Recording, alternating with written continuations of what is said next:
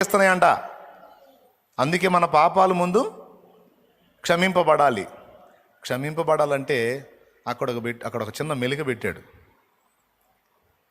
క్షమించే తండ్రి అని అడగనే, క్షమిస్తాను తండ్రి. మరి నువ్వు క్షమించవా? వాళ్ళు మామూలు కాదు తండ్రి, నీకు తెలియదు. సరే, నాకు తెలియదు, నువ్వేమో మంచోడు, నువ్వు వాళ్ళేం చెడ్డోడు.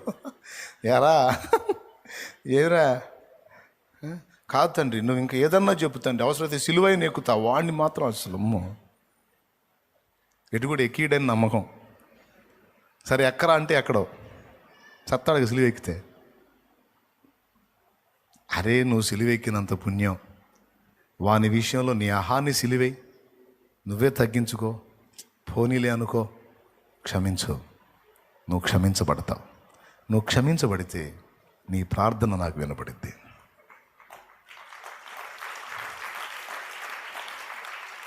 ఒకదానికి ఒకటి లింక్ ఉంటుంది ప్రియులారా. మనం మోకాళ్ళుని ప్రార్థన చేసినప్పుడు మన మనోవైఖరిలో ఇతరుల ఎడల క్షమాగుణం లేనప్పుడు మనం క్షమ పొందినప్పుడు మన ప్రార్థన దేవుడి దగ్గరికి చేరదు.